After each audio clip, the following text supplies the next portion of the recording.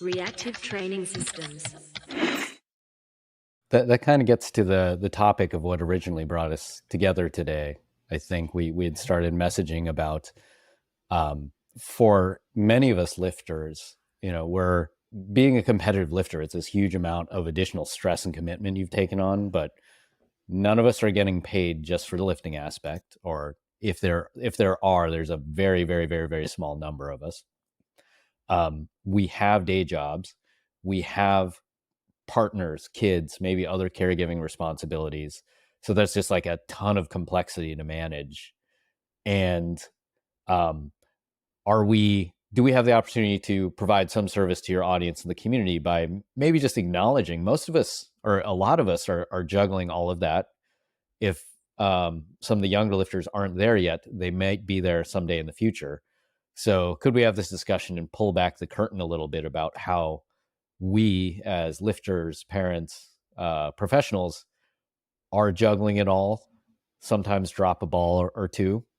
And then is there any advice or wisdom that we can provide to others so that, they can not just be happier and healthier in their own journeys, but could we elevate some of the community so that they can continue their own lifting journeys, especially as life becomes more complex? Yeah, definitely. I think this has kind of become one of my favorite topics to talk about lately, in part because I've talked, I don't know, it's like a lot of things. The more you talk about it, the more it comes up. But I've run into what seems like more and more, usually young men who are starting families. Maybe there's a kid on the way or newly arrived. And honestly, they're a little freaked out and they're not sure what to expect and how this is going to impact them. And I kind of like talking about it because I really identify with what that felt like. Like I remember what that felt like. And I think I had an easier time with it than a lot of people do. But it's still, I still didn't handle it the best. And I feel like I've learned a lot about it. And it's exciting to see some other people kind of starting down that road and hopefully, kind of saying something that helps them do it better. Yeah, I as I was thinking about where this episode could go, we can go all the way to like the micro tactical of like, okay, kid has interrupted the training session and it might end here. How are you going to stay on your microcycle, to not disrupt the block or minimally disrupt the block, all the way to the macro of, okay, you've taken on all this complexity in life and so much is out of your control now. How does your thinking need to change in order to operate in this environment versus when you were single and you had 4 hours to go to the gym? Right. Right. I mean, I don't know, but I think all of it sounds interesting and valuable. I do think, I think back to where I was when my first kid was on the way and, right after he was born. I didn't have a whole lot of experience with young kids, like when I was growing up. Like lots of people have either siblings that are significantly younger, or they have younger cousins or people around them that are like, I have a younger brother, but he's pretty close to me in age. So I don't remember like the early years or anything like that. So I didn't have much framework to work with. And, um, I went from pretty much being, totally absorbed in my own stuff to now caring for an infant and, all the stuff that entails.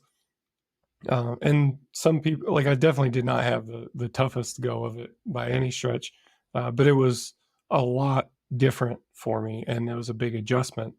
Um, and probably the thing that I keep coming back to, like my one word of advice for people that are kind of in that early stage and kind of freaked out, like what's happening to me sort of stage, is just that this is a period of your life that ends. Like it's crazy and it's a enormous adjustment, especially in the first few weeks. But it ends a lot quicker than you think it will.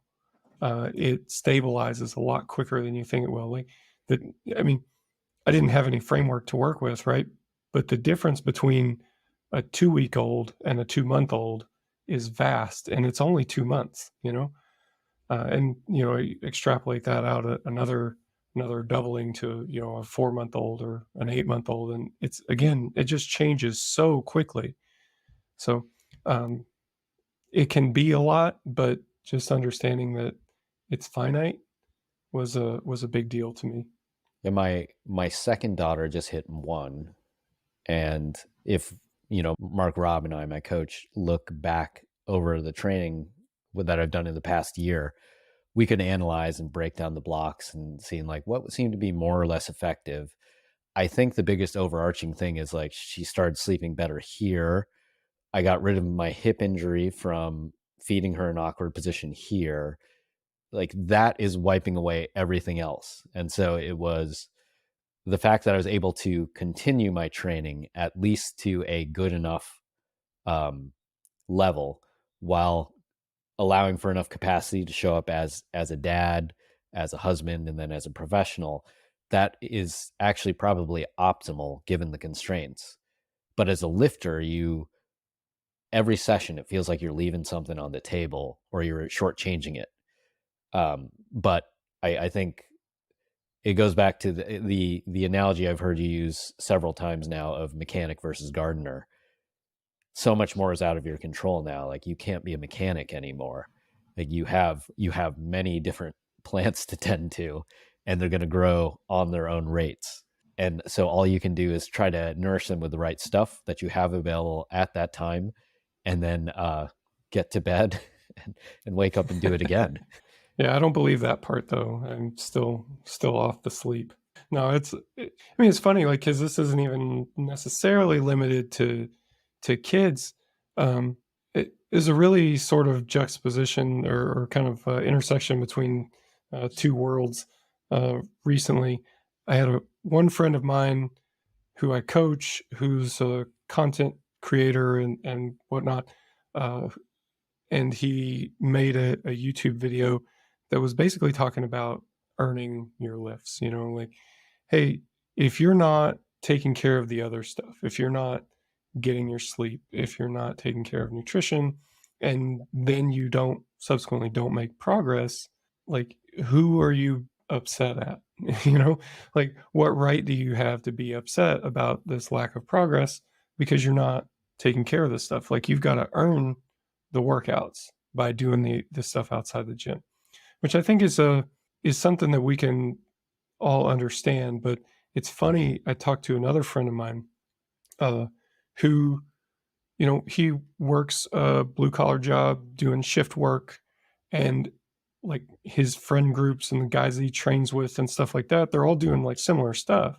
And sometimes they're working night shifts and sleep sucks, and he heard that message a lot differently than I did. Like what he heard was, hey, you guys are screwed.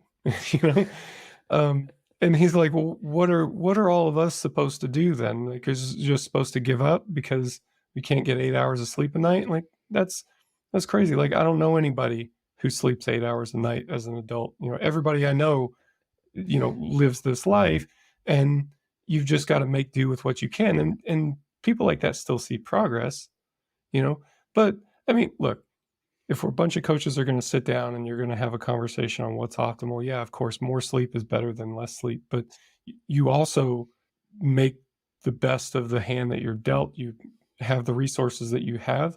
And, like my sleep, it's not so disrupted because of like kids waking up in the night needing things. It's not that so much at this point, but it is somewhat disrupted due to family obligations and things like that. I don't go to bed as early as I used to, even though I fall asleep on the couch all the time. But like sleep is still a thing that I'm not doing that well. But you do make the best with what you've got. And it's not, in my experience, it's not been like this kills everything, Maybe that's just the stage that I'm at. Maybe you guys can speak to that a bit more as well. I'll say over the last year, somehow I've still made bench gains. So my squat has kind of been flat. My deadlift has been flat or dropped a little bit. Um, on the other hand, I think the injuries are actually they've actually probably been there since over 5 years, and they've just gotten exacerbated. So I'm actually gaining a lot of data on what's actually going on with my body. So like the pain has gone up, but that just makes it easier to spot. So I have to be, I think, flexible about how I define gains in the short term. If it's the weight on the bar goes up, like, nope, I'm not getting gains for a lot of these. But if I think I'm coming out with more potential to be a stronger lifter, like, absolutely. So I think that's one thing. I think, well, before I go to this next point, I was playing with, I brought up the Book of Five Rings before by Miyamoto Musashi. Mark Robb's the one who put me on that. And he talks about the concept of knowing 10,000 things by knowing one thing really well. And so as I started thinking about RTS methodology and frameworks, I started thinking about how many places I could apply that if I just open the aperture of application or the field of application. And so, for example, maximum recoverable volume. That's not a RTS thing, but a framework that gets referred to. You might just think of that in the context of your training.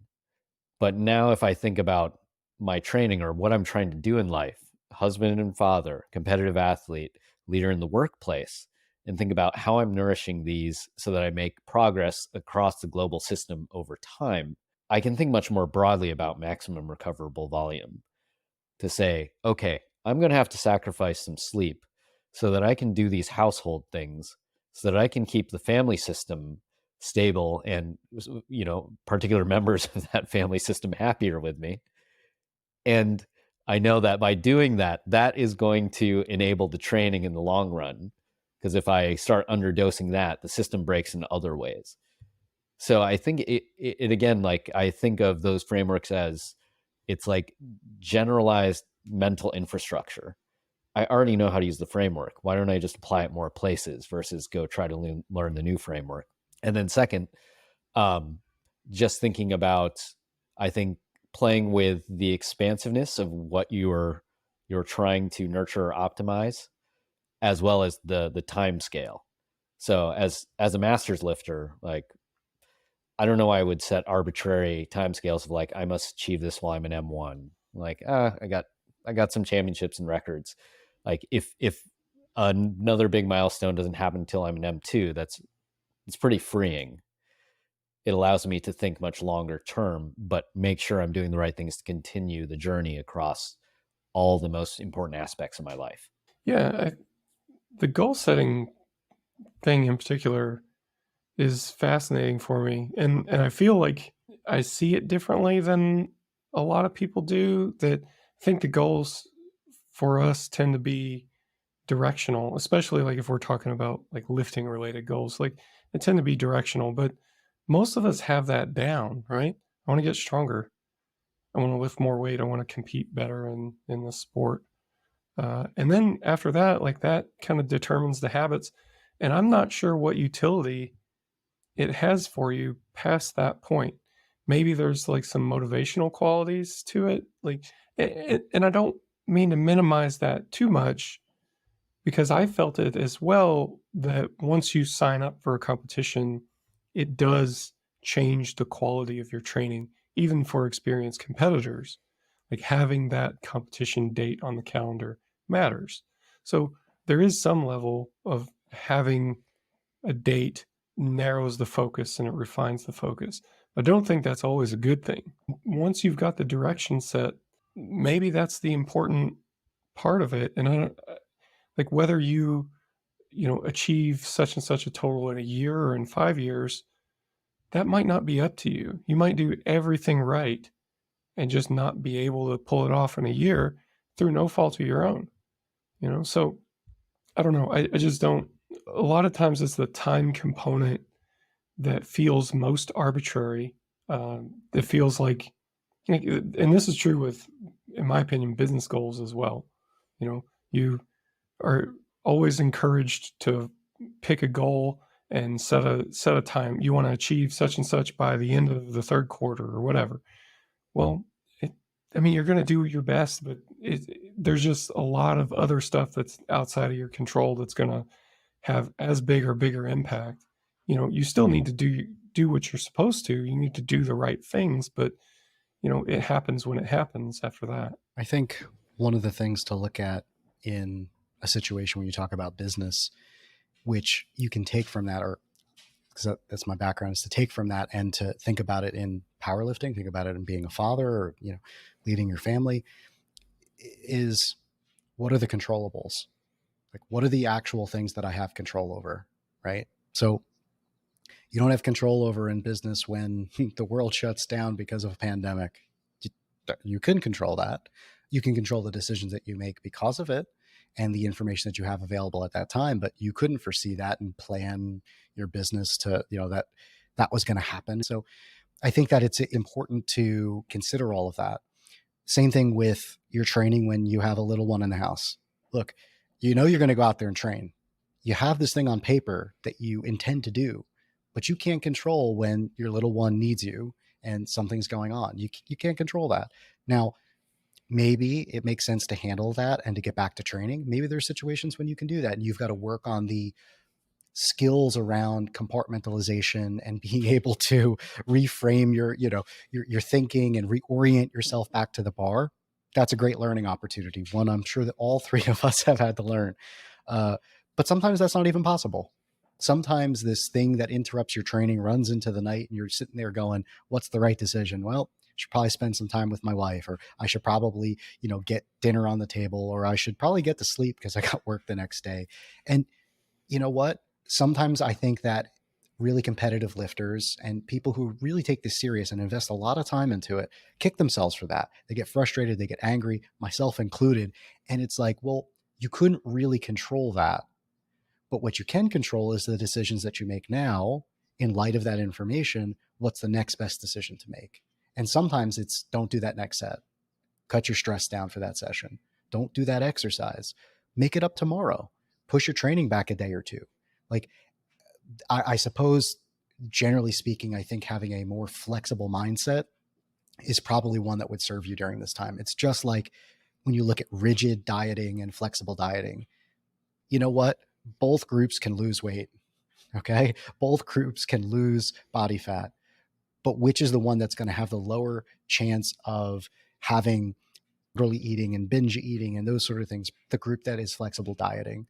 And I look at it that way too. The flexibility around training, you're probably going to be better off if you can be more flexible with the way that you approach it during a really stressful time of your life, which if you have a newborn in the house or there's things going on with your family, those are really stressful moments. Like, I know for me, when we had our youngest, I didn't know how much sleep I was going to get. I didn't know how tired I was going to be. And there were sessions where I went in and I'm like, yeah, I can't do that today. It's just, no. That's not going to be good. It's not going to do anything for me mentally or physically. So, okay, what can I do today? And then, all right, so I do that thing. Bench went really good. That's good because bench, whatever, I could be half asleep and still bench. But, maybe I kick this comp squat to Friday, maybe I'll have a cumulative of like 8 hours by Friday, and then I can actually perform well. And I think that that's the way to approach these kind of situations where you have unpredictable sleep schedules. The same is true. Like you brought up the example, Mike, before about someone who is occasionally having to do overnights at work. Maybe they can't plan for it. Maybe they don't know that it's happening until it's there and they got to work a double or a triple. And you know what? If you try to go in and lift the same thing that you did in light of that information, that may not be the right decision. Maybe and even if you acutely perform the way you expect, what will happen to the other sessions in proximity to that too? So that's the other consideration. There's no real right or wrong here, by the way.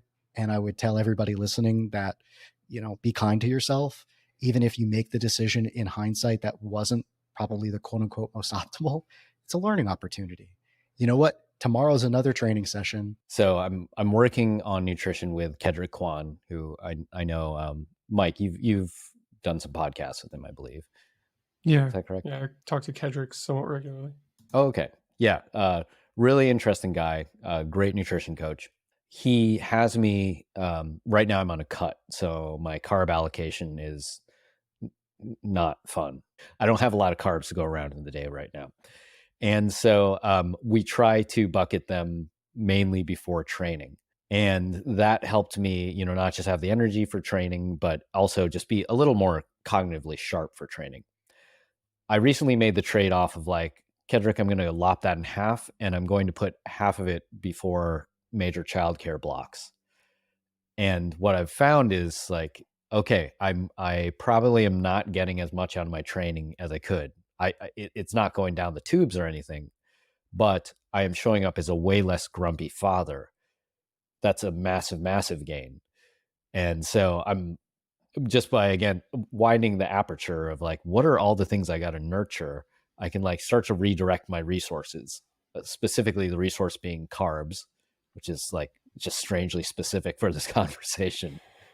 But those are like all the micro trade-offs I'm always thinking about, of like, whether it's time, at this point it's calories, it's other ways to cognitively distribute my energy.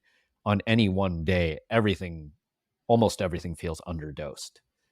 But you have to think about, if I, again, expand the time horizon long enough, how do I keep everything moving forward towards whatever my goals in life might be? One thing back on the goal setting, and this kind of ties back to the earlier discussion around music and the things it evokes for you, whether that just be arousal or something deeper, like Ross talks about constructing the entire experience.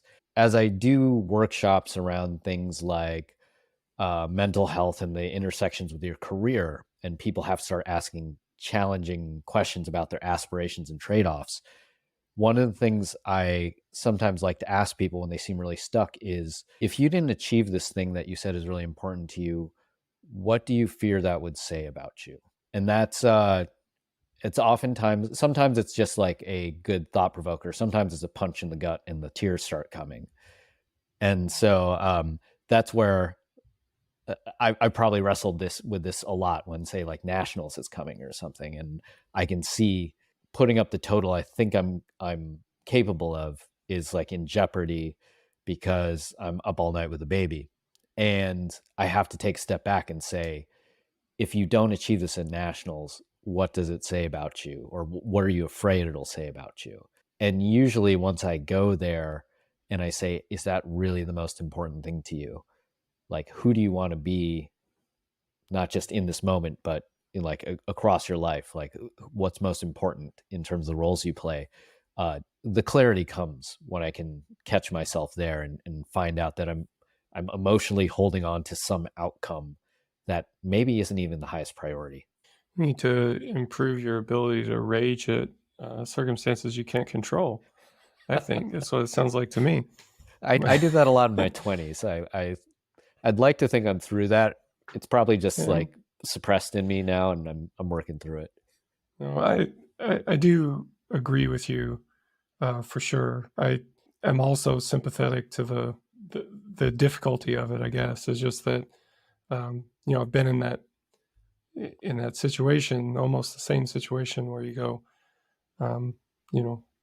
try to have a bit broader perspective, or just reminding myself that this is not something that I can control. But it's hard to suppress the thought that, like, if they would just go to bed, then this whole situation would be resolved. Yeah. What are you going to do, though? I mean, it's by definition something that you can't really control. That's just how things are, and you do the best that you can, but,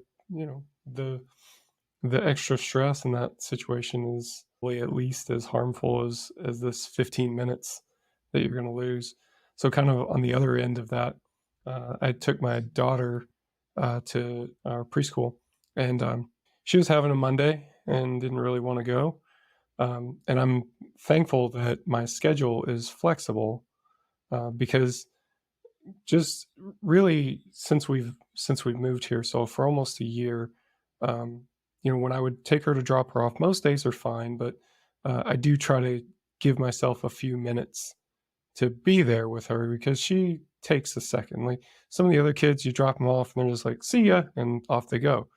She needs a minute. And if I can sit there with her for a minute, usually it's fine, but at the same time, I'm feeling the stress of like, gosh, I need to get back, need to get started. Sometimes there's a meeting, and it's like, well, if I could just hang out for another literally 1 minute or 2 minutes, most times, then she's more comfortable and off she goes, and she has a better day, and I feel way better about how that start goes, and then other days when it's just not possible, I really do have to leave or don't have that flexibility for some reason, some days it works and then some days it just doesn't. And that never feels good. And I'm thankful that I'm able to, use that flexibility and just kind of slow the pace down sometimes. It sure seems to make things easier for her, which is nice. I think the kids are an interesting mirror, especially around perceptions of time. As I Yeah. as I get back on my mindfulness practice and examining my thoughts, I'm surprised. Well, I was surprised by this before. I'm surprised by it again. How much of my anxiety is driven by just a general feeling that time is slipping away, and then knowing that my daughter or daughters operate on a completely different clock, if there is any clock in there whatsoever. And then I can see myself, like, via my anxiety, trying to install the clock in my daughter. And then the better, kinder half of my brain saying, do you really want to do that? Like, why don't you check yourself? Like, you really want to gift her with your anxiety clock. So I'm on that journey right now. Discussions with Ross are helping a lot, but I got a ways to go. That's funny. We had that same conversation this morning, actually. Come on, kids, we got to go. Why do we always have to hurry? Well, because there's good reasons. You like breakfast. Let's go. Yeah, it is an interesting thought exercise, thinking about time through the lens of your child. And it's definitely a connection opportunity. There's so many tools in the toolbox that you can have. There's so many tools. And even when you think about training, for example, when I first approached this with her when she was younger, I would think, oh, well, I've got to get her doing something so that I can train. And it's like, is that true? What about engaging her in this activity? Maybe she'd like to do it, and once I engaged her in the activity too, it became a family thing. It's like, she'll come out here and she'll train with me. You know what I mean? She's rooting me on. I'm rooting her on, I can have training partners here and she's working out with all of us. Like, that's a really cool thing. And what a cool gift and opportunity to give a child, maybe she'll grow up and do powerlifting. Maybe she won't, my other kids, I don't know, ever since they were like 8 or 9, like they've been lifting with me, and, they don't really do it much, but if they ever decided that they wanted to, like, they know what to do, and that's a cool experience. That's a cool opportunity. But I think part of it is coming down and looking at the situation and asking yourself, like, is it true that, like, I can't train unless my kid is doing X, Y, and Z? Like, maybe I can train while they're here. One of my earliest memories was taking my youngest and, like, setting up a playpen in the gym, like in here out in the garage, like with her, like here. And she's like, she's got her own little baby weights and stuff. And she's lifting weights while I'm literally lifting weights at the same time, So I think there's a lot of creative ways to, like, get your kids involved and to have it. But you know what? When you're peaking for a meet, this is where the time piece comes back in. When you're peaking for a meet and there's something really important to you, and you're thinking, I've got to go +5 every week or +10 or whatever, and you're like pushing, I lost sight of my child in that moment, because all I'm seeing is this deadline in front of me, because all I'm seeing is the time frame that I'm making up. Like, if I had taken that step back, like you said, Newton, and said, well, what happens if I don't hit this number? Nothing. No one's going to care. Right. Like, but I care so much because I've built this thing up in my head. And I think that anytime that I've done that, that's where I get myself in trouble, instead of being more flexible. Because then there's this angst, right? Like, oh, don't do this thing because I've got to train. And it's like, you're not a professional lifter. You're not making money from this thing. You're doing this thing because you love it. Well, don't take the love out of it, because you're taking the love out of your relationship with your daughter, in those moments. So I think it is a good opportunity to reflect on behaviors and think about how to have inclusion, how to think outside the box. take that couple of extra minutes, like you were saying, Mike. Like, there's so many opportunities that have come up like that with my daughter. Like, take the extra minute or two to like just be present with her. Who cares if your rest break goes to 7 minutes? Does that mean that this thing doesn't count? No. Like, I had one rest break the other day because something happened, and it ended up being like 15 minutes long. And I'm like, what's the worst that's going to happen? Yeah, you're cold. Take another set. Big deal. Like, that's the flexibility, I think. And I think that if I was imparting wisdom to any new fathers, that would be the one thing I would say is just try to be more flexible. Sorry, that's fine. Newton, go ahead. I was going to say, just to lean in the opposite direction, I'm not ready to invite people out to the garage gym yet. The way I think about my training is, this is all I have left. That's mine. I just for a little while longer, I don't know, maybe another year or two, I got to protect it. I'm going to be very territorial around this. And there is something about the experience of sitting quietly in the garage, maybe listening to a podcast, maybe just staring at the floor in between sets. But even those quiet moments where they feel like they only belong to me are just so precious few. So I've decided, like, this one's going to be about me. And, my wife is extremely supportive, so she helps me make that happen. But I know someday I'm going to have to make that pivot, like you said, and consider, like, okay, would you like to come join me? Well, maybe. I mean, to offer a middle of the road approach, like, it's fine to do both things at different stages too. Like, there's seasons for things, and I think it would be okay to, even for certain periods of training or time that you may decide that it's fine to come out and play around, or, you know what, this is really not a great time for you to be here, So my oldest right now is 8, and my youngest, they're 2-year-old twins. I don't really invite the 2-year-olds out because there's too much that can go wrong and they don't listen well enough. The older kids, I'll invite them out and they play around on some stuff. It's mostly because they want to, and it can be a little bit distracting at times, but for the most part, it's fine. And they've kind of been taught how to not do things that are dangerous and minimize distractions and things like that. And so that's okay. But I will say that that's not a thing that is part of my everyday experience. It's more like somebody couldn't go to school because they were sick or something like that. Well, okay, you're going to be home anyway. If you want to come out, then that's fine. But that's more of a now and then thing. I might feel a bit differently about it if it was every day. I agree. I would just add that, I think there's a time and place to, like, for myself to say, I need to prioritize this lift, or I got to prioritize this set. And like, I'll go to my daughter and say, hey, listen, daddy's got to do this. I need you to sit over there and just give me a minute or something like that. Or can you go inside and play with this thing? Because I've got to really take something seriously. I've got to really put 100% of resources or turn the music up or whatever it is that I'm doing. And I don't think that there's anything wrong with that either. And I like what you said, Newton, of like having this thing that is yours, that is important to you. And I would just validate that there's nothing wrong with that either.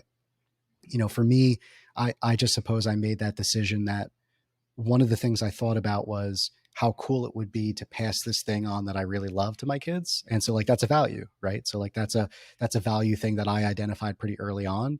And so I have 2 older kids, 19 and 16. And that's just something with them that I early on was like, hey, they think this is cool. I think it's cool. If we could do it together, hey, that's a +1 into the bank of like family time. And I don't have to go somewhere else to do it. How cool is that? And so that's one of the things that I thought about. But yeah, like, if you're preparing for nationals, you're preparing for an important meet, like, that totally makes sense to me to be thinking about, hey, I got to take this seriously. And if I was in your shoes in a situation like that, I might be saying to my youngest, hey, give daddy an hour. You can come out when I'm bed. I'll never forget the one story.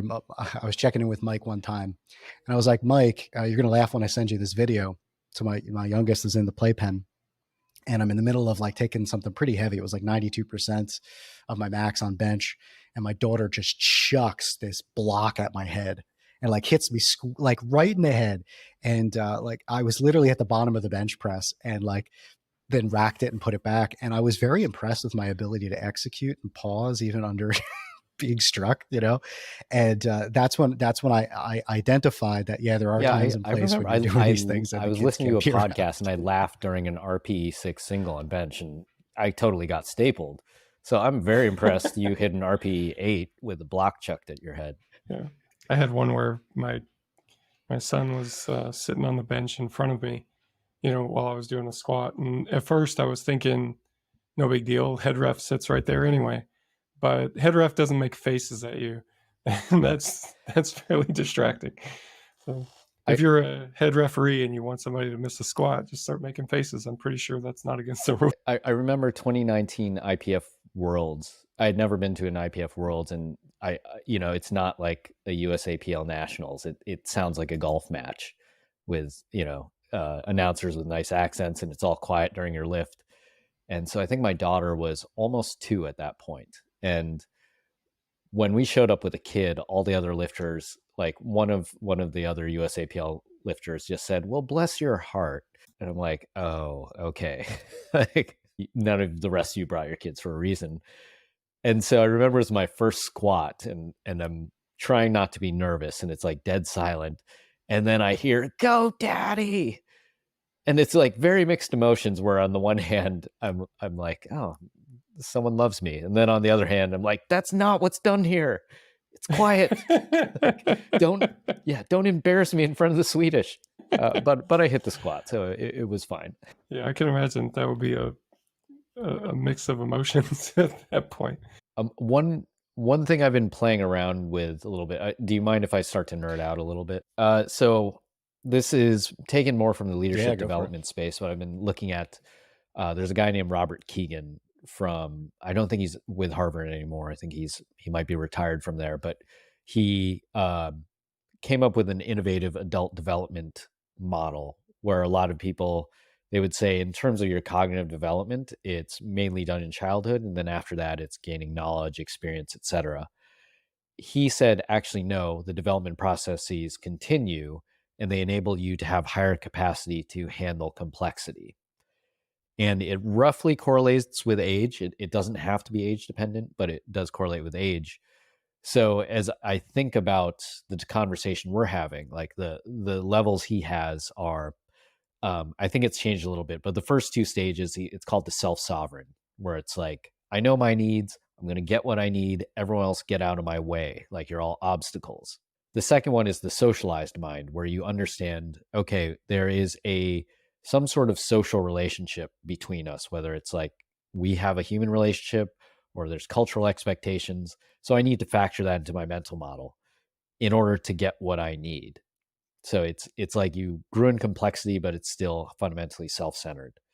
From there, it goes to self-authoring. And this is where you start to question the norms and expectations of the social group, as well as like deciding like, well, what are my values and beliefs, regardless of what's cued to me? And therefore, how do I, with all of this complexity and ambiguity and uncertainty, like stay anchored to those, but then decide how I want to show up? And then finally, the most flexible is the self-transforming mind, where you can flexibly adapt your own perspective, another person's perspective, see that there's actually intimately interconnected. And so as we have this conversation, as a, let's say, beginner single lifter, you can be completely self-sovereign, where you'd say, I took all the RTS courses, I know what to optimize for, I got to execute everything here. Everything else, I just need to push out of the way to be the best lifter I can be. All the way up to, I think what we're talking about is somewhere around, you have to adopt the self-authoring or the self-transforming mind, where you'd say, yes, I'm a lifter. I'm also a husband and father. I am a business professional. How do I need to show up in each of those roles? And what multiple perspectives do I need to take while playing those roles in order to keep the system moving forward positively? The ones where I think the discussion has really gone are as father, where you need to be able to take your daughter's perspective and think about, okay, and then we're interconnected in the system. So what should I nurture and what should I neglect? And then finally, like you never outgrow all the mindsets, like you can regress. So I think the garage is the place where I'll put back my self-sovereign mindset, if just for 90 minutes, and say I can sit here and be simple and not complex for just a little while. Oh, I have said to a lot of people kind of entering the new young family stage of their life, I've said quite a bit that I'm really fortunate that I've been able to make training, but kind of all of kind of that self-sovereign part of my focus that can still encompass a big portion of my day. It can be my work day, essentially. You know, that there's this big portion of my day where I'm working on, this is the stuff that I would work on anyway. You know, training can be scheduled in with my work day, but, you know, I'm doing, you know, things that I would do anyway. And it's pretty, you know, I'm not really dealing with, at least from a family standpoint, I'm not directly dealing with a lot of that on a day-to-day basis as part of my normal workday. So that's been a huge advantage for me, and one that not everybody gets to enjoy. I did notice that, you know, the three of us are all garage gym people. Now that's not exclusive to people with families, people juggling this kind of complexity, but it certainly does help. I was going to add that my older two children are stepchildren, and when I kind of first came on the scene, I joke, it was like add water, instant family, you know, and so I had a lot to kind of navigate, which was like going from self-sovereign to like wife and kids, and like, oh wow, I can't Advanced just train parenting. for 4 hours like I was used to, right? So it's like there was a lot to learn. Yes, jump right in, you know. And one of the things that I learned is that, so I didn't have a home gym at the time, and I was going to a gym, and I found that the hardest part was like trying to get a consistent time to go. It's like before work, after work, this time on the weekend. And it's like, I found that dizzying to a certain extent, of like trying to time everything else, right? Like time your meals, your pre-workout, all that kind of stuff, be around the family activities. Found that to be very dizzying. But the one thing about it that was really useful was that I still felt socially connected to others, and I still felt like I was part of a community of other lifters. And that was a thing that I think was really important and made me feel like I wasn't losing myself in becoming a parent, right? Then fast forward, I had my biological daughter 6 years ago. And so when that happened, I had a home gym, and the social component kind of went down pretty drastically. And that I found actually harder to deal with. I got more training in, I got more training around better schedule, but I found the social component to be really challenging. And it took a few years to like identify that. And that's why I hold currently a gym membership and the home gym, because that I think is a healthy thing for me. So that would be the one thing that I would say as an encouragement to others, is also look at the social component and being interconnected with other lifters, and just feeling like you can talk to people about training. You know, I think that that's an important aspect. Some people like to do that online. Some people have coaches that they can talk to about those things. But for me, it's those things, and like being in person with people, that's important. And I feel like that has driven a lot of sustainability in my training, getting out once, even if it's every 2-3 weeks, to be in a gym with other people. I find to be I went through a similar arc where I'm a pretty highly social person, and then I just had to let go a lot of that as a parent. And so with the lifting community, I do keep a membership at a local powerlifting gym, but I can usually only make it there twice a week at odd hours. So I have like 2 gym buddies, and that's it. So it's not a huge in-person community. And then the other thing I've done over the last few years, simply because it's the best I can do, is I've made a lot of friends over Instagram.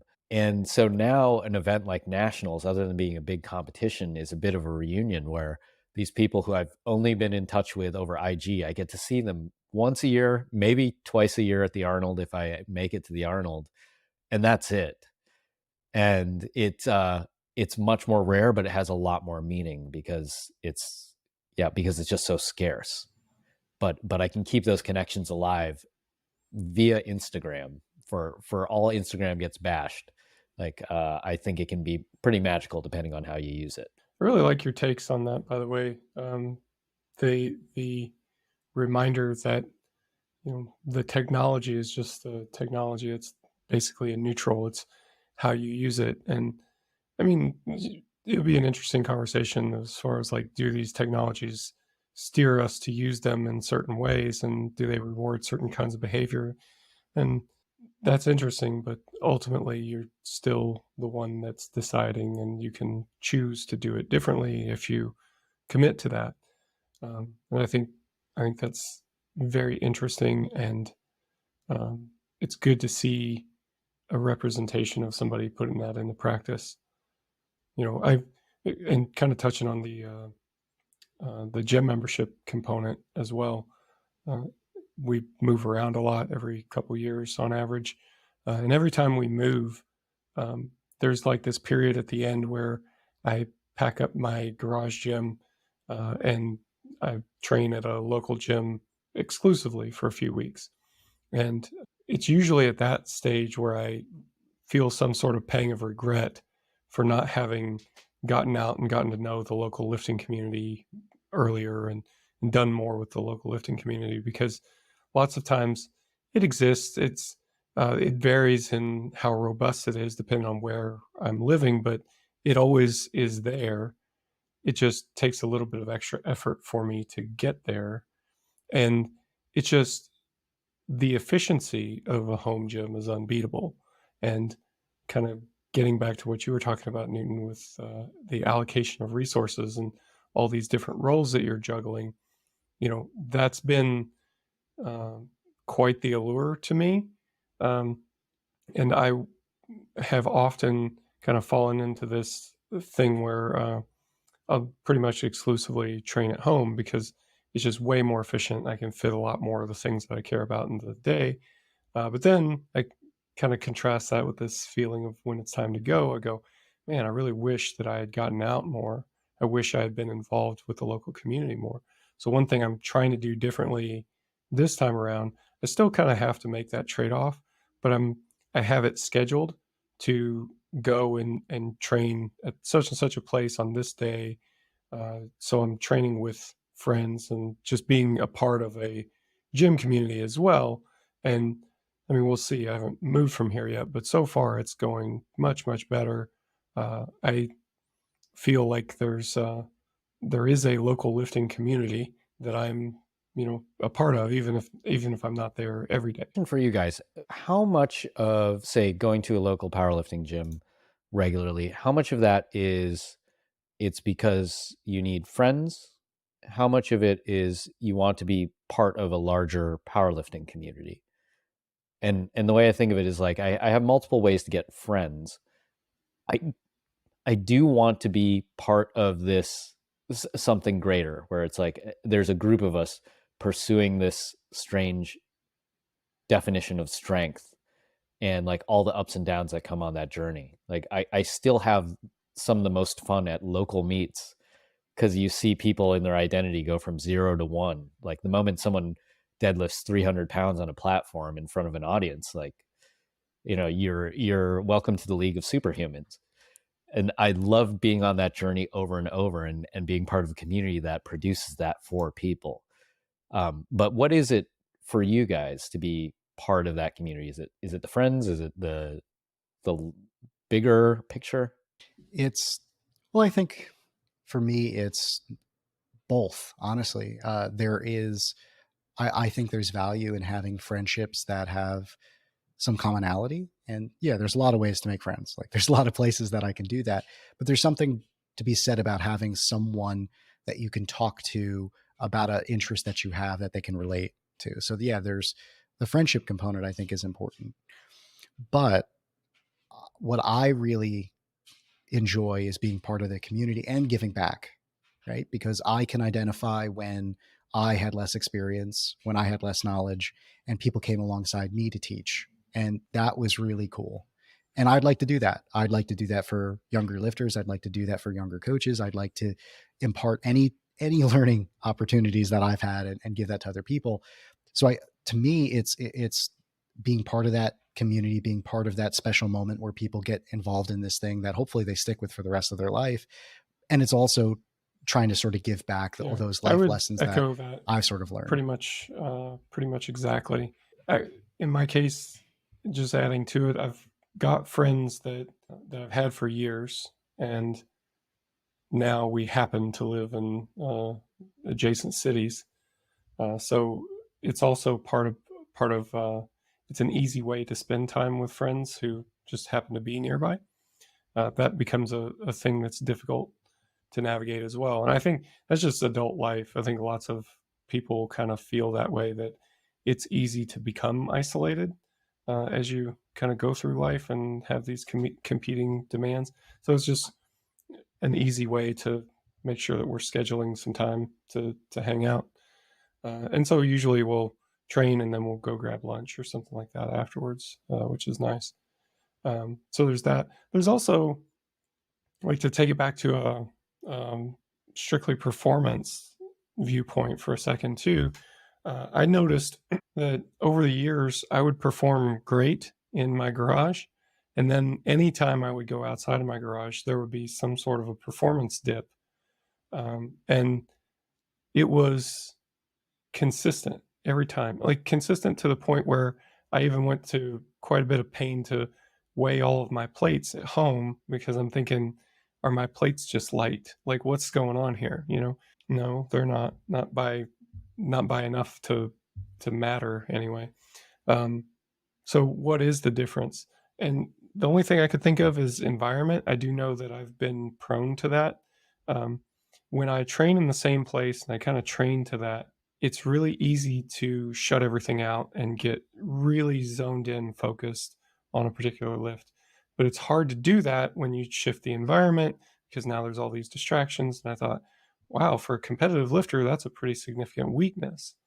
So actually going out and training in different environments, it does sort of train that ability to be able to generate the same level of focus in a wider range of environments at least.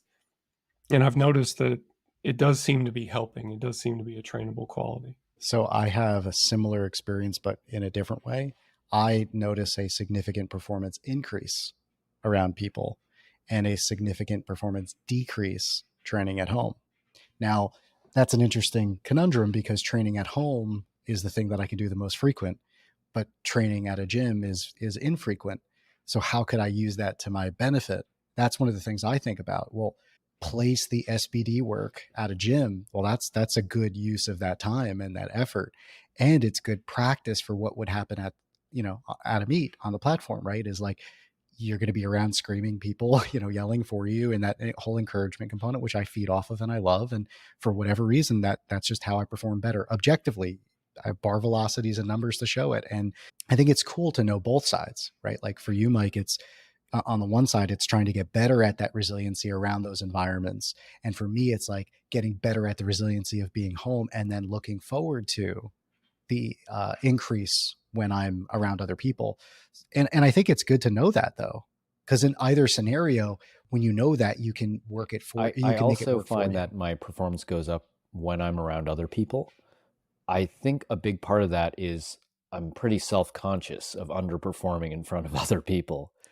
And so I don't know that that's, I guess depending on how I harness that energy, as long as I don't lose focus and don't mis-execute, it can be a positive, though it's, not the most positive feeling.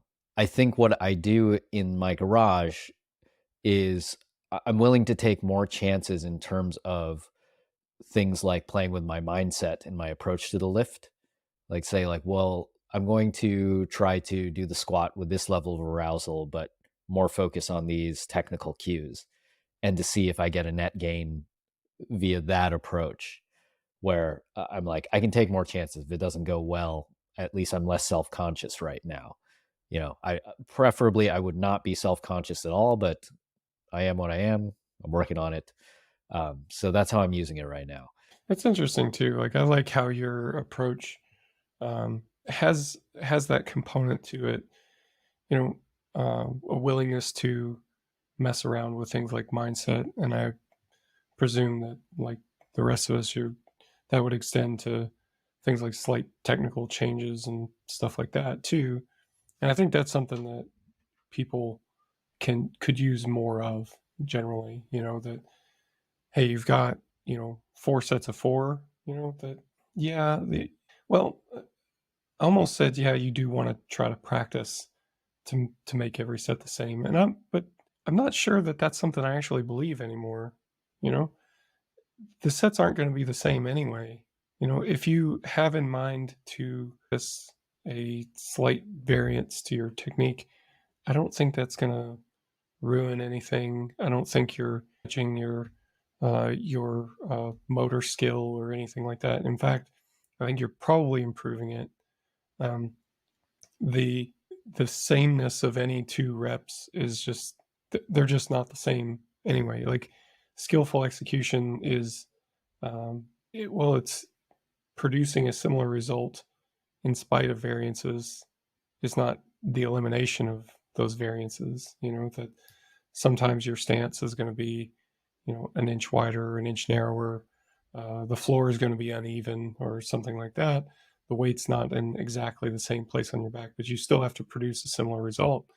And, I think it's all right to mess around with that stuff. Like, that's a big part of self-organized technique that I talk about a lot, that, look, if you're curious, like, what would it be like to squat with a wider stance, then try out a slightly wider stance. I mean, you can take any idea to its extreme and it's probably going to get silly at some point. But if we're talking about, a slightly wider stance, and let's see how that went. Well, that was better.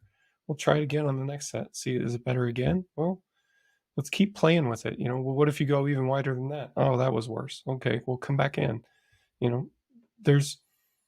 I think experienced lifters all do this, but for some reason we teach novice lifters, we teach intermediate lifters not to do that. That, no, make it the same every time. And yeah, you want the same result every time. And for a true novice lifter, they don't have the requisite variety built up yet to be able to fully understand what that is. But I think once you've hit the intermediate stage, your ability to experiment with that ought to be encouraged, and you're probably going to find some interesting things along the way, and it'll probably lead to a faster mastery of technique, not a slower one. I have this example of that. I have a lifter who I worked with for a number of years, and then we stopped working together, and then recently started working together again. And I observed him changing his squat stance, changing how he was pointing his toes and what he was doing with his eye gaze and, things like that. And he was asking me what I think. So we played the video back and we looked at it together, and he's like, do either of these look better to you? And if you look at it just with your eye, you could pick apart where one style may degrade with a certain amount of load and how it would start to, how the compensations are going to stack up when load gets there. So there's pros and cons to either one. My question back to him was, which one of these to you feels the most stable today? Which one feels the most reproducible, and the one where you can produce the most amount of force? And let's not try to say that that's what it's going to be like tomorrow, but today that's how it feels. So then let's do that today.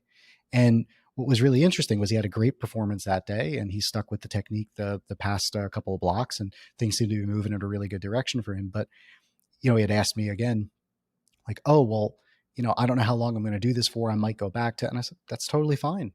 And that's probably a good idea to explore, because you may find actually time using this technique makes the other one that you were using better. And if that's the case, that's great. I think that there's a value in having strength in a variety of positions with a variety of techniques, because one may be better on a certain day than another one. I think you're totally right, Mike. When you have someone who's a novice, yeah, you're giving them the 5-step, this is how you squat. And you're going to follow this thing every single time for the next whatever long, because there is no skill, right? You're going from 0 skill to, let's say, 30%. And you know what? You probably need to follow a rule book, a standard of some sort. From there, when you start to explore, maybe there are better ways. Like, maybe you continue to do those 5 steps, but then maybe you're like, what if I add this 6th step? Or what if I take step 4 and I do this with it? That exploration should be something that you do. Now, the question is when you have a competition coming up, When is there a time to stop doing that? When should you ought to say, you know what, I want to experiment, but I'm going to hit the pause button, wait until after the meet, and then I'm going to experiment. And that's where I think that fun That's conversations definitely happen, is like place in the and time. moment decision too. You know? Like I was messing around with the ins or knee sleeves, which, by the way, is a pretty significant deviation to like proprioception, and it's a big change. I was messing around with that like 2 weeks out, 3 weeks out, probably 3. You know, now it's different too when you've been lifting for 25 years versus 2 years. So it depends on a lot of things. I guess most notably the technical mastery that you're starting with is going to matter a lot for how long do you continue this experimentation. But at the Arnold, I saw Ashton Ruska pulling sumo for his first 2, missed his second attempt deadlift, and then switched to conventional and made it on a third. That doesn't happen unless you've got those techniques built up, unless you like, that's a good case to be made for actually training both stances, I think. But even without that, like, it doesn't even have to be that extreme.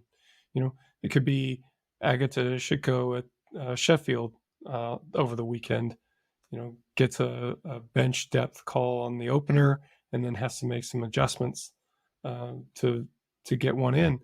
And I mean, if you've been training around that, you've got a bit of variety built up already. Now you have some options. But if you've just never done anything else other than the same things you've done, it's just a very fragile place to be. So now if you add, I want to add another level of complexity to this for a second, and I want to get Newton to weigh in. All right. So you're a new dad, or let's say you had your second kid, whatever it is, and you're tired. I don't think there's a right and wrong here, but I'm curious your perspective, Newton. Is that the time to play with this sort of stuff? Like, should you be trying to just stack up reps and get the volume in and be done and reduce the cognitive demands of your life by just training and check the box? Or is this the time to like hunker down and know like, hey, I'm going to be tired anyway. E1RM is going to be down.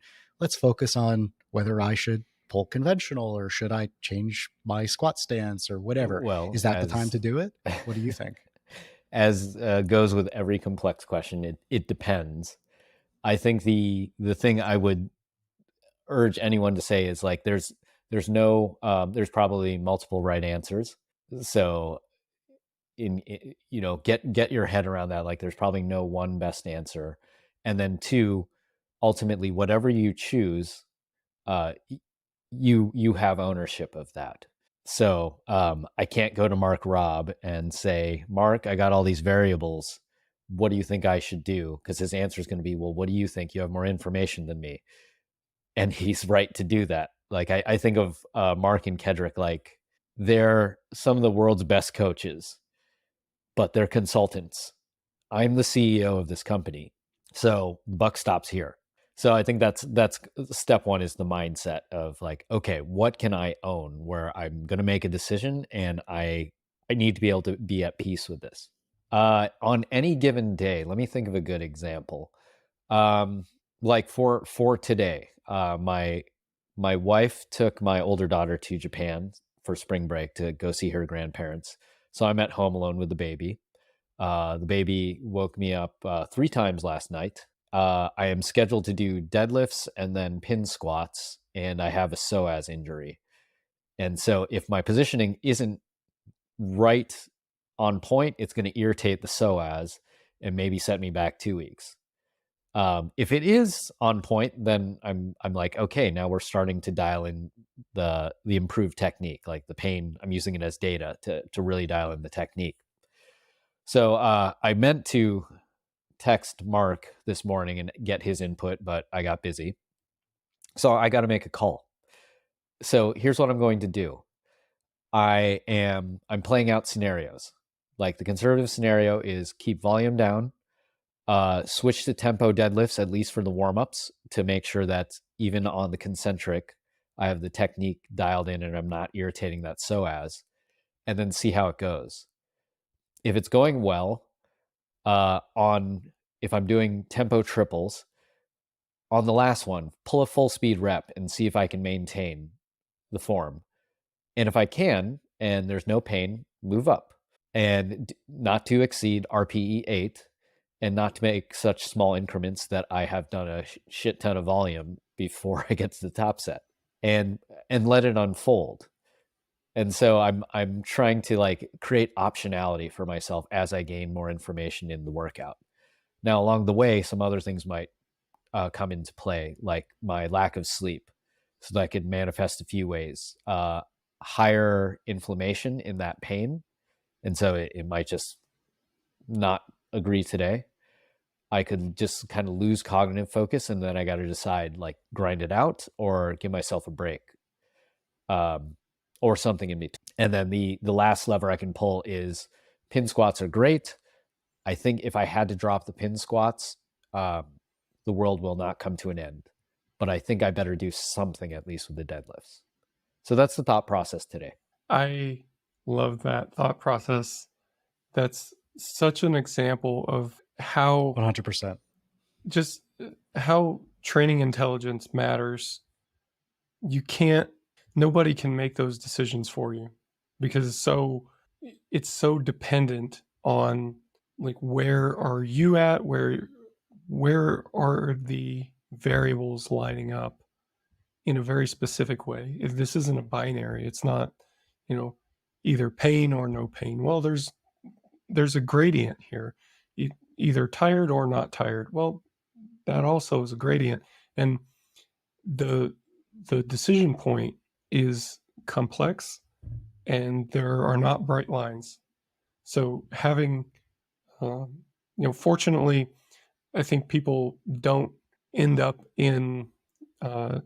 with training problems quite so complex until usually they've accumulated a bit of training experience and hopefully develop some of that training intelligence as well. But it does happen. And I mean, you're exactly right. Like, the coach is there, I think, mostly in a consulting role that can kind of help guide some of that decision making, but there's just not a way. Like, Mark can't feel what you feel. He doesn't have all the information, and a lot of it is highly contextual. Kind of going back to some of the other stuff, talking about like relationship impacts of some of these decisions and stuff like that. Like, there's nobody that's going to know that. Like, we're not even going to be able to predict it perfectly well. So yeah, I totally agree with you that it's got to be done with that level of fidelity. And at least you sound outwardly like you're very comfortable in this environment. And I've grown more comfortable with it as I've gone on as well. But just starting to understand, these are the things that are going to play into the decision. We have decisions that can be made. It's not a totally unknown, and I think that helps to manage any sort of anxiety around it, because I think a lot of people would feel anxious not knowing what the plan is for today. But not having a plan is different from the plan being, we're going to feel it out based on these kind of parameters. So that's super interesting to hear you kind of go through that thought process. And I think that's something, it's hard to, for me, I think it would be hard to overstate the value of that skill. Do you find that, so, if I look at a program that Mark has sent me, there's design and engineering that goes into it. I also am of the mindset of, this is Mark's best educated guess based on the information he has of what will lead to progress, and it's not completely certain. And so, do you find your lifters get stuck in a way like, hey, I have a world-class coach from RTS who's designed this thing. Who am I to question this? And if I have to make an adjustment, then I'm just going to muck up, this masterpiece they built me. Yeah, that happens all the time. From lifters who you might be surprised to hear that would pull moves like that. But yeah, it's definitely a thing to deal with. I just started coaching a guy. He's a local guy. I mean, he lifts weights, but he's never been a power lifter. So now I'm training him mostly like a power lifter.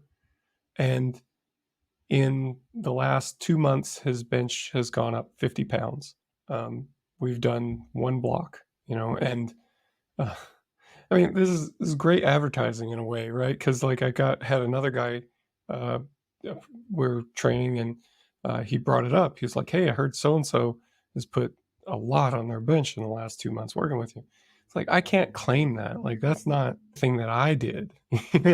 Like we did one block. It's fairly vanilla, and like there's no adjustments. There's no anything. It's just this was ready, but yeah, I've definitely had that issue.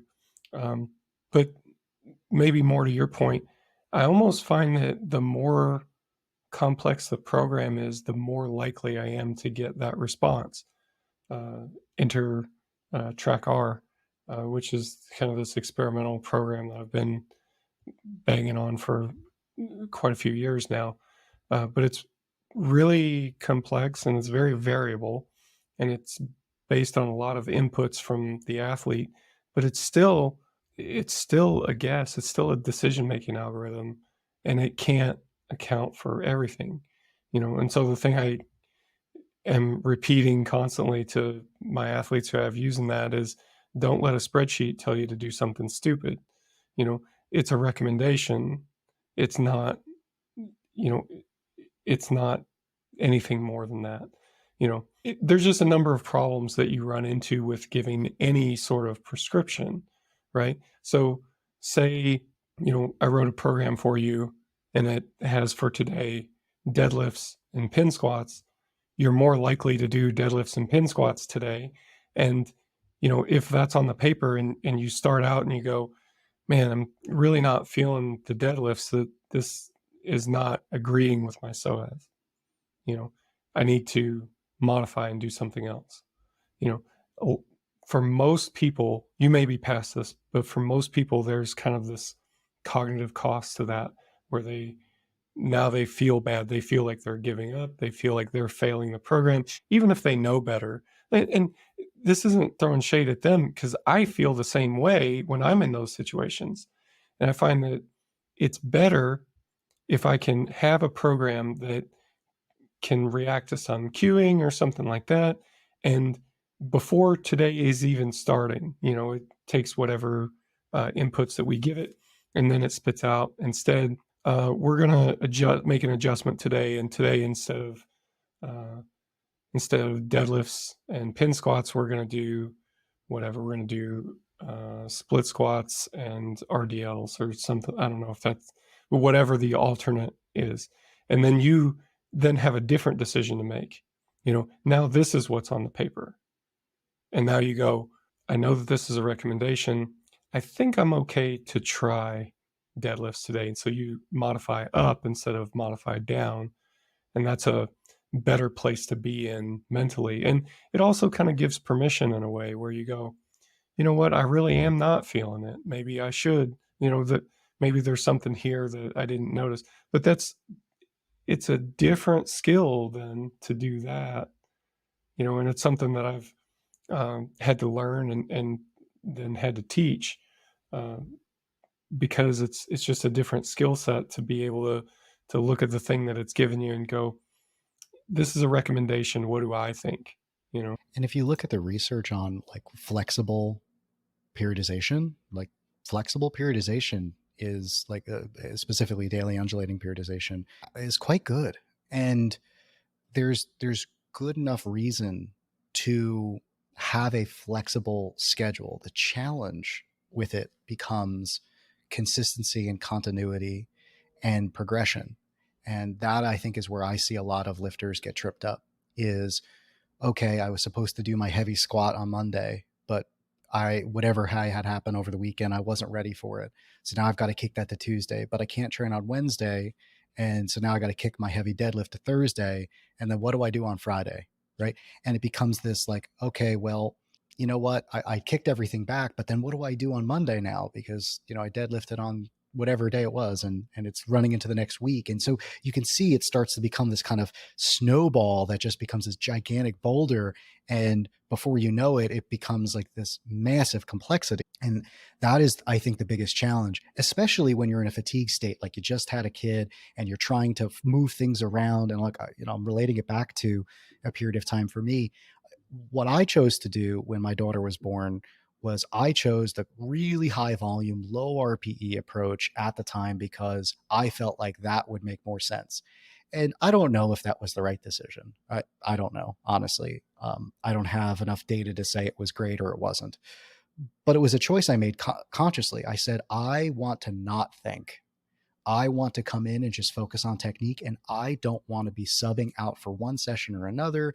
And I don't want really, really high RPE work. I want to do a lot of sets with a weight that I know I'm going to do. And I want to be able to like have some room if I need to scale that down a little bit based on some RPE caps. And that was a choice that I made.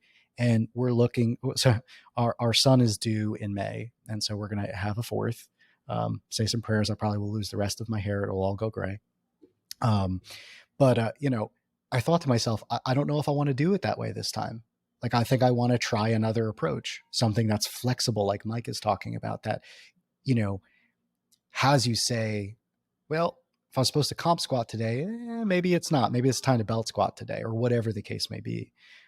But that does institute some other problems. While it maybe favors the individual session and doing the right thing based on your recovery inputs that day, the challenge then becomes, now how do we get progression? Because we care about that too as lifters. Like, we want to do more sets and reps and more weight than we did last week. We all do. So that becomes the other harder component of it. But at the end of the day, I think still one of the ways to look at it is, if you analyze it in a way that you're looking at data, if you look at it and say, I'm collecting data on this approach and I'm collecting data on what I'm doing, if it works or it doesn't, it becomes a learning decision, a learning opportunity moving forward.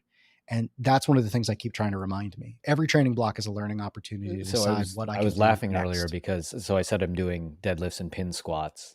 Due to my schedule, I was supposed to do pin squats on Saturday and I was supposed to do deadlifts tomorrow. But life happens. So we're doing deadlifts and pin squats today. And that's just the way it goes. Back to the question of like people adjusting their programs.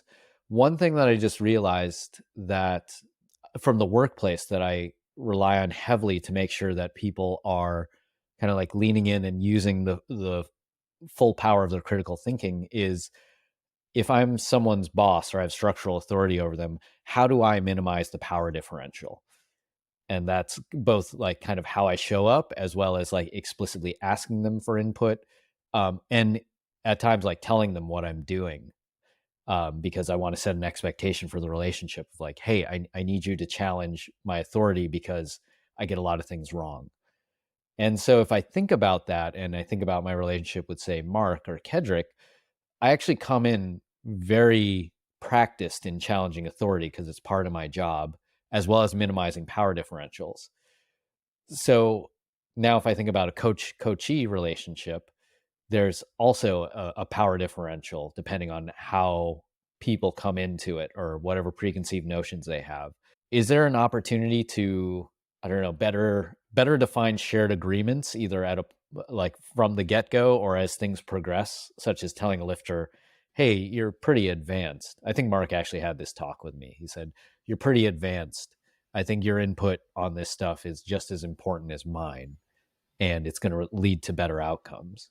Yeah, I mean, a big part of this, I think what we see is maybe a biased selection, because this is part of a lot of the messaging that we put out, how we value athlete input and stuff like that. But it's also part of setting the expectation in the early stages of a relationship.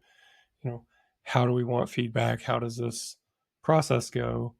And then, the process thereafter of being collaborative.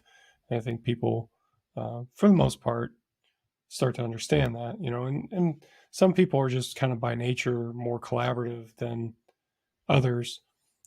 Some people, you've got to work them into it a bit more.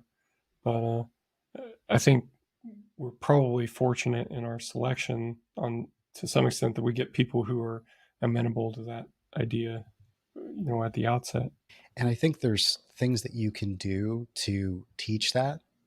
And so there's things you can do upfront to establish a collaborative relationship in coaching. And there's also there's tactics that you can use along the way, which I think that, not to brag, but I think our team does a fantastic job of that, of like specifically asking questions of the lifter. So Mike, you brought up self-organized technique. It's a perfect example. So a lifter comes to you and says, hey, should I squat low bar or high bar? Well, what's making you question that? What's making you think that one might be better than the other? What have you tried? What have you done? What kind of programs have you seen success on? It's like having all those questions with them and posing it mostly as a self-discovery opportunity. If we think of every development block as an opportunity to improve self-awareness and to improve the lifter's knowledge base, think about where that lifter will be in 5 years, 10 years. They'll be a Newton Cheng, and they can give feedback to their coach and come prepared for those conversations. And ultimately, that's what we want, right? We want that high level conversation. It's one of the things I love about my conversations with you, Mike, is to be able to talk like that, is, coming to the table prepared with ideas and hearing your perspective and truly having that collaboration. And the other thing that I like to say to lifters, and this is something that helps to foster the principle a little bit. If you think of me as the eyes in the sky as a coach, if that's what I'm doing with my lifter, you're the boots on the ground, and I need to know what's happening down there. Like, I need to hear it. I need to hear what happened in the session. I need to know what you're saying about your high bar versus low bar. I need to know those conversations going on in your head, because they help me to better write the training, one, and two, help to explain the intent behind the program or pivot and do something else if we really aren't seeing the right strategy. Yeah, I think kind of figuring out how to navigate that, like how much feedback to give and how much is too much, or what are the most important parts. There's definitely a skill component to that too, but that's something that gets nurtured, I hope. I think just to expand the value proposition of reactive training systems and its approach, that's heavily reliant on auto-regulation.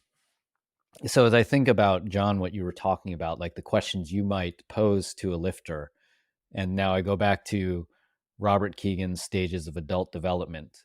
The way you help someone develop complexity of mind is you actually change the set of questions you ask them, and you invite them into the thought process. So I find it's interesting to watch on Instagram some of the lifters I'm connected with. They'll say, coach said, do, 5x5 at 70%. So I'm getting that done today. I'm like, okay, that might be the right way to approach this, but I wonder, like, how are you helping that lifter become not just a better lifter in terms of weight on the bar, but in terms of self-sufficiency, in terms of complexity of mind and complexity of thinking? And I think the design of the RTS approach, as well as at least my experience with the coaching, it inherently not just enables, but kind of like holds the lifter accountable to developing in that way. So there's a book that Robert Keegan wrote back in 2000 called How the Way We Talk Can Change the Way We Work. And he just kind of looks at, like, for the different stages of adult development, you can alter the conversation just by asking different questions. And so, John, what you were laying out there, some of the things you might ask the lifter along the way, is exactly along the lines, I think, of that thinking and of that development theory. That's really interesting, and kind of thinking to the larger context of our conversation here, and kind of linking it back to being a parent. It reminds me of an observation I've had of my own kids, that basically they're a lot more emotionally intelligent than I was at the same age. And that's so much more a part of the emphasis of raising a child in the current era than it used to be. But like I forget how old he was, but my son was, I want to say, maybe 4 or 5 years old, and he came up to me and said something that happened, and I remember him saying, I feel embarrassed. And I thought, whoa, I wouldn't have been able to identify that emotion, at that age, that's a different thing. And that's been persistent, as time has gone on. So I think it just kind of lends emphasis to the observation that changing how you talk about these things or changing how you emphasize these things does matter. It shapes the decision making around it, which is probably the thing that we would all say is the most important. Yeah, and I'd say for a lot of the lifters who, depending on where they are in their life stage, I wonder how much of it correlates with, in terms of complexity of thinking. You don't have to ask the harder questions until you've gotten a life bomb, like a baby is set down in your lap. Like we went through the adoption process twice, and so you go from 0 to baby sitting in your lap literally overnight. And so that kind of just it obliterates everything that you your whole life is like in one instant is turned upside down. Like you have no baby, and then you walk out of a hospital with a baby going, is that it? Like, I just take this baby home? You start asking different questions about life real fast. Man, I relate so much to that exact thought process. I'm like, there's not a thing I need to sign or something. Like, I feel like I should sign for this. Somebody let me take this kid home, put him in my car. What the heck? I installed this car seat myself. Is it okay? It's like all these things that you think about. Well, if you relate that to a lifter for a second, one of the things I like to ask lifters when they come on to start with me is, tell me about your most successful squat cycle. What did you do? What was happening? What sets and reps, what intensity, tell me the movements, tell me all about it. Very sort of open-ended, just, description oriented, and really tries to get the person to be reflective on what has worked well for them. And I know that lifter has worked with coaches in the past or has been self-coached and really hasn't given a lot of thought to it when I hear, I have no idea. I just can't imagine that for myself, like having a meeting with Mike, and if he asked me that question, not having something to provide. But when I've thought about that, just in my quiet time, I've thought, well, that's a person who hasn't been taught to really be reflective about this. This is a cool opportunity. And that's where I value the block review opportunity to sit down with an athlete and say, hey, like, here's the results of this cycle.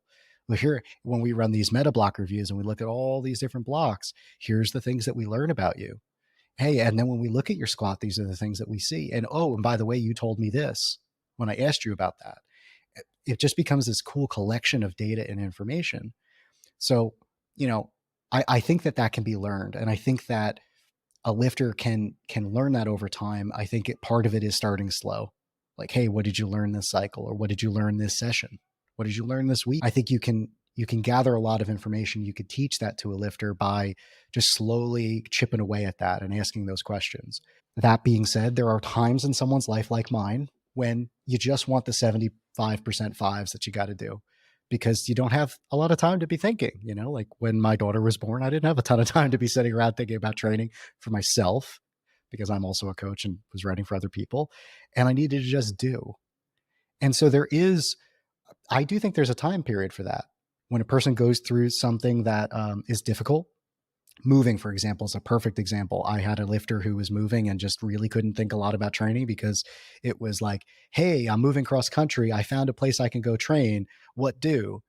And in a situation like that, very simple, not all these exotic movements with all these different chains and bands and weight releasers, not calling you out, Mike, but it's good stuff, but it has a time and place, right? So part of it is like matching the training to the person's life stage and where they're at. John has insulted weight releasers. I think I'm all done here. No, I'm joking. I agree with you. Just jealous. But John, just building on your comment, I think we've talked a lot about complexity and everything not being clear. I think the other mental skill is the ownership and the decisiveness of, at some point you're going to have to say, this is how I'm moving forward and I own it. Like, I'm not going to be able to check all the boxes on my life. Is this good enough for today? And I think being able to do that with confidence and being able to own the decision and feel good about it is a life skill in and of itself. Yeah. Yeah, I agree there. And there's a development arc that happens over the course of a lifting career. There's a lot more to be gained out of a lifting career than just what you get in the first handful of years. Even the first decade, I would say. I mean, there's just, even once you get to the point where you've extracted most of the strength that you're going to get, I don't know, there's more to be gained, like, not to turn into something that's too far off into the philosophical, but that is part of the value of it. I mean, I know that this is something that I dealt with specifically at kind of the last injury, or was having some conversations with John. There's nothing like an injury at this stage of my lifting career that makes me think, like, it makes it more real. The notion that, someday you're going to lift the most that you'll have ever lifted. Like, you can know that that's in your future somewhere, just as a matter of fact. But then you get to a point and you suffer an injury, and then you start to think, was that already it? Did I already pass that point? So that was just a bit of a different, it makes it real, I guess, is the way to kind of crystallize it. But even with that realization, just that there's a lot of other stuff, a lot of other value to be had from this activity. Taking any activity this far, you start to gain a lot of these same types of epiphanies. Yeah. Newton, man, I really enjoy these conversations with you. I really enjoy talking with you, and the different ways of thinking that you have around this topic, around all the training related topics. I get something out of it, and I know that our audience does too. So thanks for being so generous with your time today. Happy to do it. It's always a good time, always looking for ways to apply RTS methodology and everywhere it belongs and doesn't belong. I haven't found it doesn't belong yet. So I will continue to be an advocate. Awesome. Well, thank you again very much. Thanks, John, for being here. Thanks, everybody, for watching and listening, and we'll see you guys next time.